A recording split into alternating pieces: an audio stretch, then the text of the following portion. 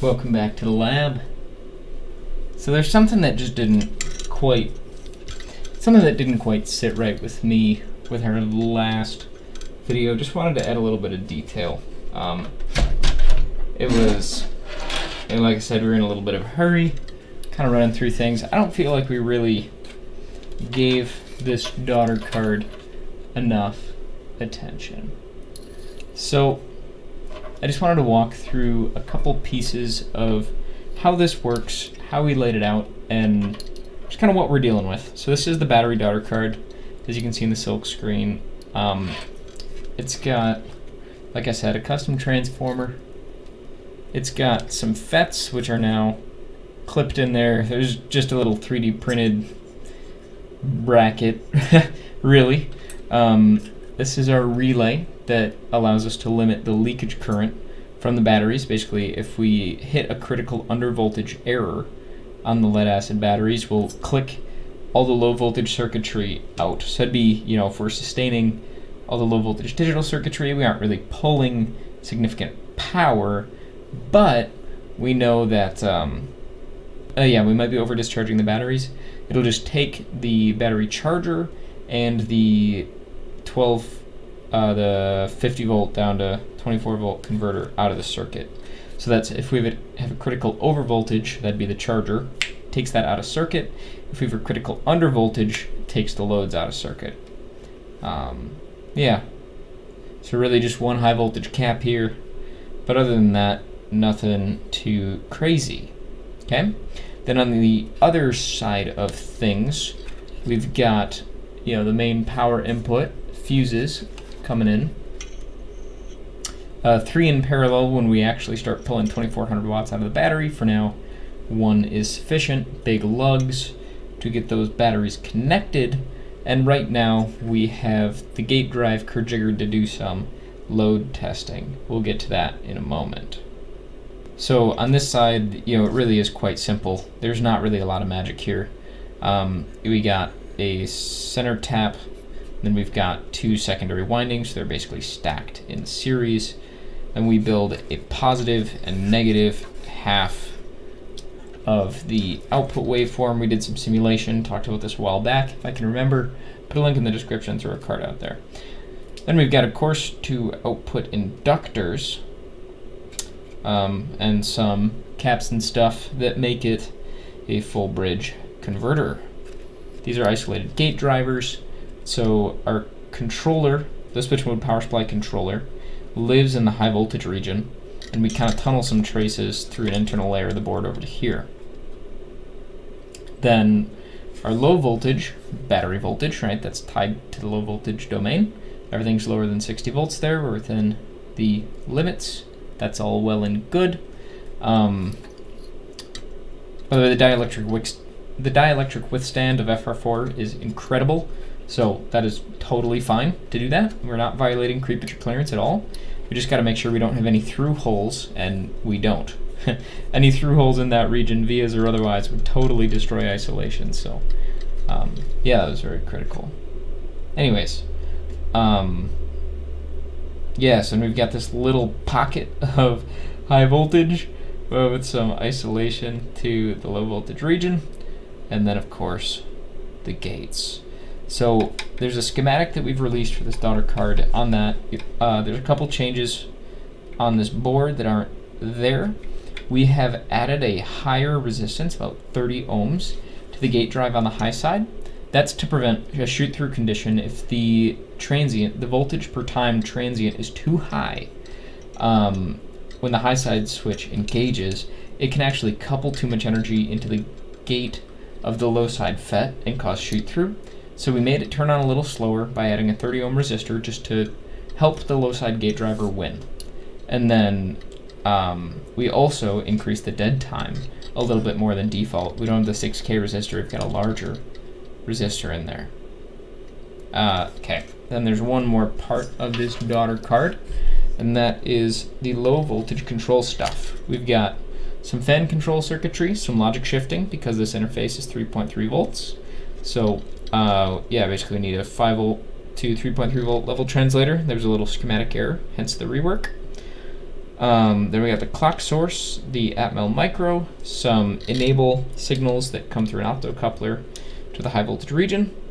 And so it's kind of a messy isolation region. This board was not easy to lay out, and it shows. It's not ideal for sure. There's a lot of compromise. But so here's a critical isolation barrier. Here's another one. Here's another one. Those are the parts that are across the barrier explicitly, and then of course the transformer. Yeah, so anyways, we've got the fan control, the logic shifting, we've got fan failure detection, and then as we get closer, we get a programming interface, voltage reference, and then we get out to the control for some of the downstream converters, and of course, this is the battery charger and the 24 volt. And then, of course, temperature monitoring. One of those temperature monitors is on a remote daughter card. This is meant to be run down to the batteries and actually adhered, that's why it's flat on one side, actually adhered to the batteries, so we're detecting battery temperature, not board temperature, and then one board temperature sensor just to make sure that our supplies aren't getting too hot. That's about all she wrote. So what we're going to be doing today is potentially blowing something up. Gotta keep the streak going, right? But this time I don't think it would be something that we made. We ran out of FETs. We blew up all the FETs that we bought for the inverter daughter card. But that doesn't mean that we can't do any testing. So we're going to be load testing this daughter card. We're going to be load testing. Man, I hope you can hear me over the noise of all that scratching nonsense. But yeah, we're going to be load testing the high voltage bus, looking for load regulation. We're going to start from our power supply as the voltage source, and we're going to end with the batteries, hopefully. And we're going to try to pull as much power as we can through this daughter card, which isn't a whole lot, if I'm being honest, but yeah. This electronic load that we have is rated up to 150 watts, up to 300 volts. So we should be able to set it to 0.2, 0.3 amps and get a little bit of power out of this thing. We should be able to load it down with 150 watts.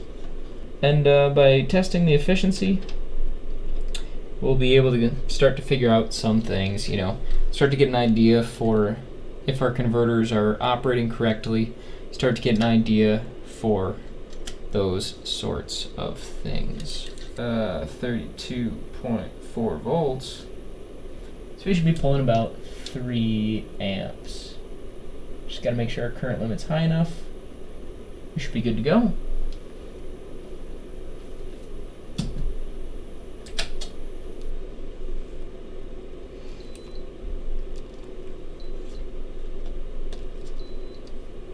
Ground is ground. Power is power. Get the battery terminals connected again. It's going to be our first proper load test. This is going to be pretty sweet.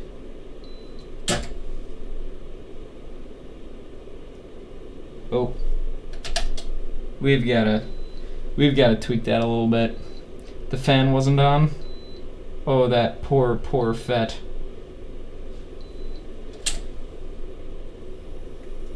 There we go. Wow. That's pretty impressive. So we are at... Alright. I need to go get a piece of paper, because I want to jot down all these numbers and do the math. Be right back.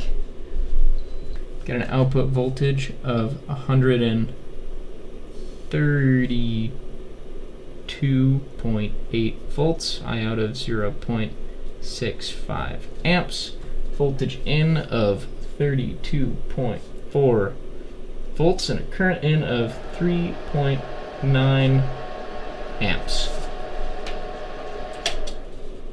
Okay.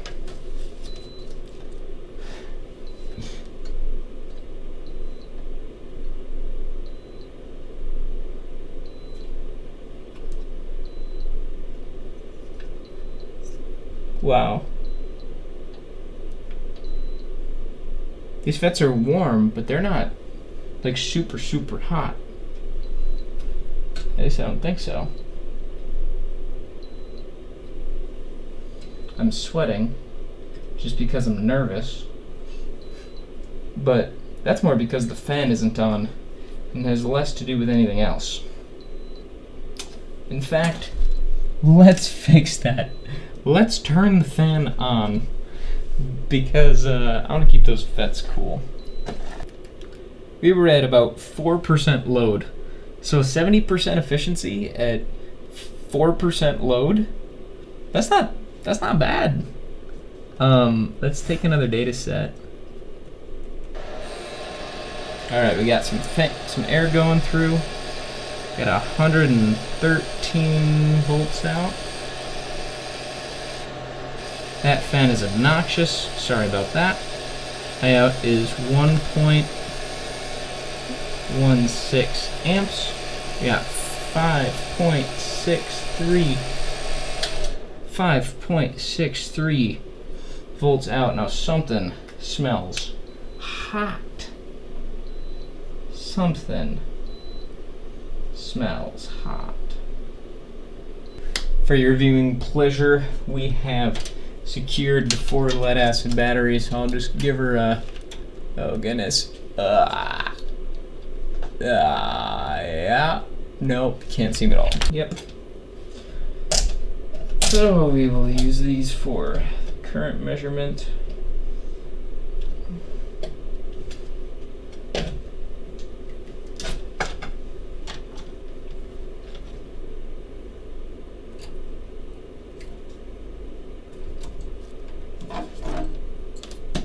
Just gonna disconnect the electronic load for a moment while we connect the system. Okay, absolutely positive that positive and negative are correct. Yes.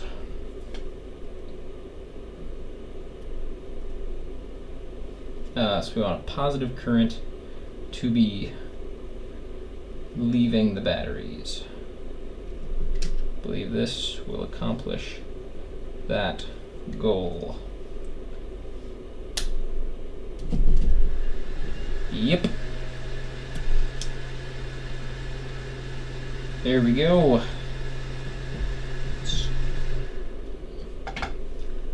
Now we just need a voltage monitor. More DMMs. We need more DMMs.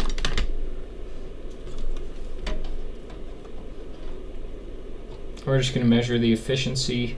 Same load level, higher input voltage. I would expect it to be slightly higher, since the input current will be lower and therefore the resistive losses should be lower.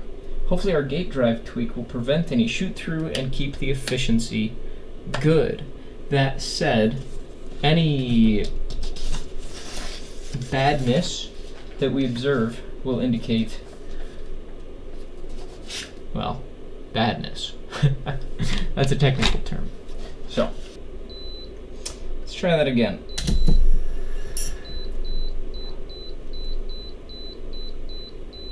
Over power limit. That's unfortunate. I'm gonna need to play that clip back. If I had to guess, woo, 180 watts, huh? That's a lot of watts. I'm gonna guess we blew the fuse. It's gonna be my guess. No, fuse is intact. Oh, that's a shame.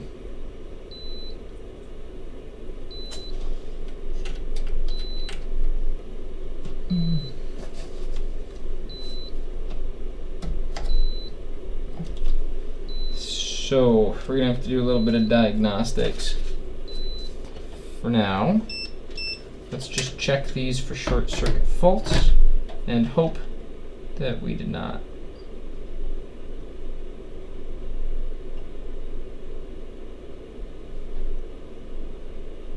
We might have just blown up the electronic load, if I'm being honest.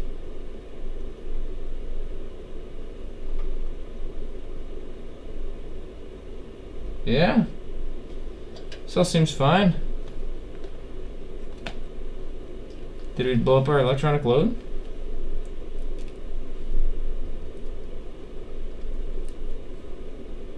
No? No? It seems fine. Everything seems okay. Well, what do you say? Should we try to power it back on? We'll take the load out of circuit, but yeah, what the heck? Let's see what we can do. Okay. So it would seem that the daughter card removed, or the system removed power from itself, which is unfortunate. That's okay. We can fix that.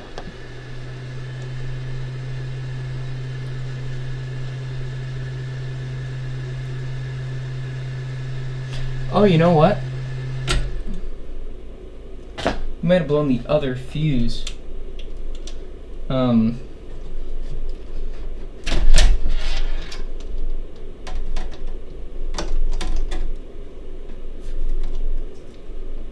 Yeah, we blew the other fuse. Well, I don't mind wasting a couple bucks. Just means we need a better electronic load.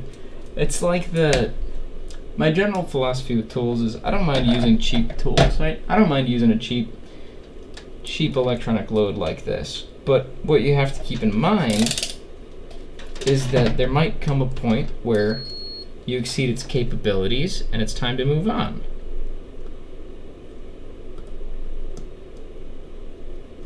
Come on now, this is a MOSFET. Ooh.